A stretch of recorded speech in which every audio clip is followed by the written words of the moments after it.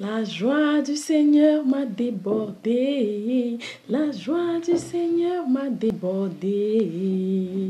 Si tu me vois danser comme ça, oh, c'est que la joie du Seigneur m'a débordé. Bonjour à tout le monde. La joie du Seigneur m'a débordé. C'est pour ça que tu me vois briller comme ça. Est-ce que la joie du Seigneur t'a aussi débordé? Sinon, accepte-le dans ta vie et sa joie va te remplir. Et quel que soit le problème que tu as, il deviendra tout petit comme ça parce que la joie du Seigneur débordera en toi. C'est pas le thème d'aujourd'hui. Aujourd'hui, nous allons parler de quelque chose d'extrêmement important. Nous allons parler des langages d'amour. Vous savez, je suis conseillère conjugale. En tant que conseillère conjugale, excusez-moi. Et en tant que conseillère conjugale, c'est très très important de connaître les langages d'amour, connaître ce qu'on appelle même le langage d'amour. Vous savez, il existe 5 langages d'amour. Les paroles valorisantes, les cadeaux, les moments de qualité, le toucher et les rapports sexuels. Ça, c'est le langage d'amour, les langages d'amour qui existent. Et pour être à l'aise dans le foyer, pour qu'il y ait une harmonie dans le foyer, la femme ne doit pas avoir le langage d'amour de son mari et le mari ne doit pas avoir le langage d'amour de sa femme. Ok, je vais donc te poser une question. Est-ce que tu connais même le langage d'amour de ton conjoint? Est-ce que tu sais quel est le langage d'amour de ta femme? Ça peut être les paroles valorisantes, ça peut être les moments de qualité, ça peut être le toucher. Et tant que tu ne parles pas son langage d'amour, tu auras l'impression que tu fais trop et elle ne voit pas. Je prends l'exemple, tu passes le temps peut-être à sortir avec ta femme tous les jours, vous partez en bas de nuit, vous sortez, vous faites ceci. Alors que son langage d'amour, c'est juste les paroles valorisantes. Elle aime les paroles. Elle aime que tu lui dises qu'elle est belle. Mais quand elle s'habille pour sortir, tu ne lui dis jamais ça. Tu l'amènes ici, tu l'amènes là-bas, mais tu passes le temps à la gronder. Ça, elle sera toujours, elle va se sentir frustrée, elle ne sera pas à l'aise, elle sera triste et tu vas trouver qu'elle dérange. Alors que c'est parce que tu ne parles pas son langage d'amour, parce que tu ne connais pas son langage d'amour. C'est un peu comme si tu parlais le chinois à quelqu'un, à un anglophone.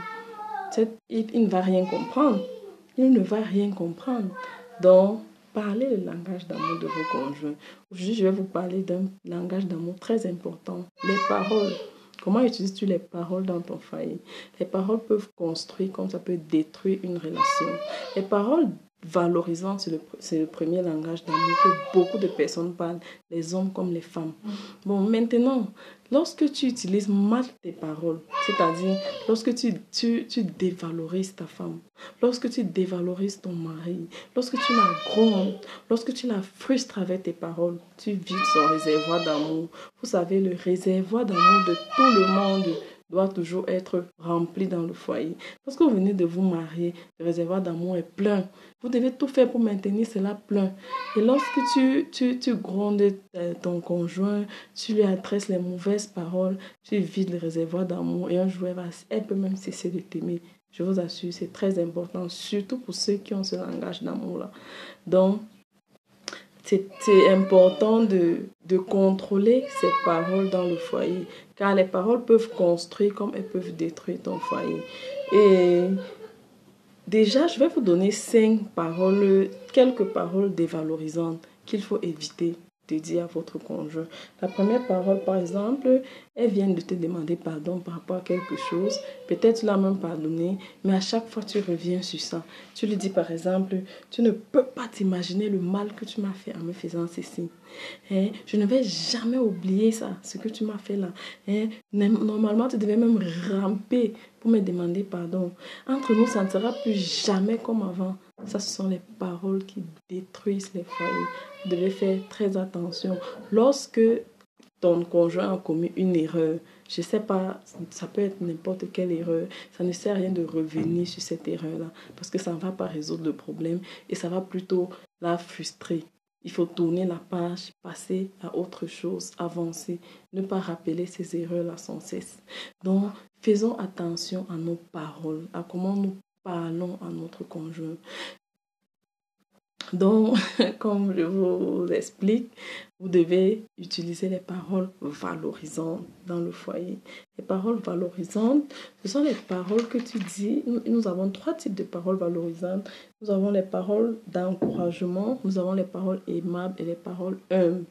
Les paroles aimables, ce sont les paroles que tu dis peut-être avec tendresse, avec douceur. Tu me plais, je t'aime, tu es jolie.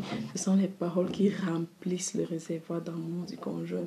Tout le monde a besoin d'entendre cela. Les paroles d'encouragement, c'est un langage d'amour que les hommes aiment tellement.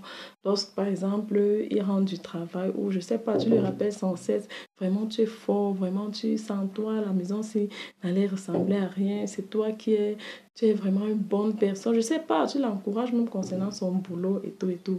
Ça, ce sont les paroles valorisantes d'encouragement. Les paroles humbles maintenant, ce sont les paroles, la façon que tu t'adresses peut-être à ton conjoint pour lui demander un service. Quelque chose qu'elle est même censée faire, mais tu le dis de façon humble. Par exemple, tu veux qu'elle nettoie ta chaussure. Tu ne vas pas lui dire, depuis que ma chaussure est posée là-bas, tu ne sais pas que tu dois nettoyer. Non. Même quand elle va partir nettoyer, elle ne sera plus à l'aise. Prends la chaussure, dis-lui, ma chérie, s'il te plaît, voudrais-tu nettoyer ma chaussure? Ou alors tu peux lui dire, s'il te plaît, à chaque fois que je dépose ma chaussure là-bas, est-ce que tu peux nettoyer? Là, elle va le faire. Mais parfois, nous utilisons les paroles très mal. Très mal. Et surtout, en ce qui concerne les femmes sont les êtres très sensibles et ça reste.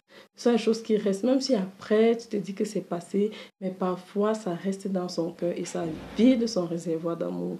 Donc, utilisons les paroles humbles. Faisons les requêtes. L'amour fait les requêtes. S'il te plaît, voudrais-tu? C'est très important. Maintenant, si tu as écouté ma vidéo et que tu constates que tu as été trop dur, que tu as détruit ton foyer avec tes paroles, tu peux encore changer les choses. La solution, c'est quoi? À partir d'aujourd'hui, parce que vous savez, parfois, nous ne nous rendons pas compte. Peut-être tu n'as pas été élevé de la sorte. Peut-être on ne te disait pas ce genre de paroles. Peut-être tu ne connais même pas. Essaye de collectionner les mots qui peuvent t'aider. Essaye de collectionner les mots d'amour. Il y en a tellement. Ça, c'est la première chose. Va sur le net, écoute même les séries. Et lorsque tu entends un mot, peut-être pour aimer quelqu'un, un mot d'amour, tu notes et tu utilises ça sur ta femme. La deuxième chose, c'est que tu peux aussi, pour la valoriser, dis du bien d'elle peut-être à ta belle-mère. Peut-être ta belle-mère arrive, tu dis, waouh, ta femme là, c'est une bonne femme. Donc, tu parles du bien de ta femme à quelqu'un que tu sais que n'importe comment, elle va aller transmettre la nouvelle à ta femme. Je vous assure, lorsque on comprend ça, on dit waouh, donc on est content, on aime ça. La troisième chose à faire, c'est mettre ton conjoint en valeur peut-être devant les gens. Peut-être les amis arrivent et peut-être ton épouse, l'épouse, ça c'est la femme, elle dit waouh, voici, je vous présente mon champion. Wow, je sais pas, hein, une parole, tu le valorises devant tes amis. Vraiment, il est merveilleux, vous pouvez pas imaginer. Il a su, tu peux même dire devant tes amis, ne le voyez pas comme ça, il a su. Des choses comme ça, ça réjouit le cœur. Une autre chose encore, tu peux le faire, peut-être si tu es une personne peut-être publique, ou bien si tu as l'occasion de parler en public. Par exemple, on t'invite peut-être pour une conférence, je ne sais pas. Quand tu prends la parole, tu fais tout pour introduire ta femme. Je vois beaucoup d'hommes faire ça. Ils disent, si ce n'était pas mon épouse qui me conseillait, si ce n'était pas, on la voyait comme ça, c'est une grande femme. En public, je vous assure, c'est très bien. Je vois certains hommes faire l'inverse. Certains hommes insultent même leurs femmes devant les autres. Regarde là-bas, fous-moi le camp là-bas, quitte-la devant les invités. Vraiment, c'est grave. C'est très grave même. Évitons de faire cela. Ok? Donc, après cette vidéo, je veux vous exhorter à utiliser bien les paroles dans votre foyer.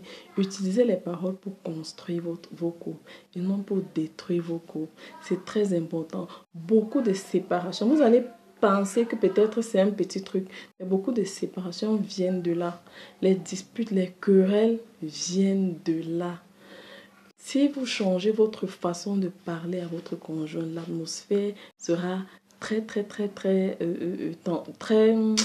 bien dans la maison. L'atmosphère ne sera plus tendue. Est-ce que vous me comprenez? Donc, Utilise tes paroles pour construire ton foyer et non pour détruire ton foyer. Donc aujourd'hui, nous avons parlé du langage d'amour qui est les paroles valorisantes. Une autre façon également d'utiliser les paroles, c'est pas les SMS, pas les messages. Tu envoies les messages d'amour à ton conjoint lorsqu'il n'est pas là, je t'aime, tout ça, je sais pas, les petits mots. Je suis que si on prend vos téléphones là, on regarde la dernière fois que vous avez envoyé une parole valorisante à votre conjoint. Peut-être on va même voir que ça date de 1 mois, de 5 mois. Certains n'en voient même plus. Surtout les vieux couples là. Et vous voulez que le réservoir d'amour, le réservoir, donc quand je parle de réservoir là, d'amour qui se vide là, c'est vrai. Vous voulez que ça ne se vide pas comment? Il faut charger ça tout le temps en disant tu me plais, tu es jolie, tu as bien fait ceci, tu as bien fait cela. Et je vais encore dire quelque chose de très très important. Notez ceci, les paroles valorisantes pour permettre également de faire en sorte que votre conjoint libère son potentiel. Lorsque tu encourages ton conjoint dans quelque chose, dans un talent que le Seigneur a mis en elle. Par exemple, elle aime chanter. Ou bien elle aime, je ne sais pas, elle aime un truc et tu l'encourages, tu lui dis waouh, tu le fais très bien. Waouh, je vous assure, ça l'encourage à aller de l'avant. Lorsque tu encourages ton mari, peut-être en ce qui concerne son boulot, c'est quelque chose, tu lui dis waouh, vraiment, tu es le meilleur médecin, tu es le meilleur avocat qui existe.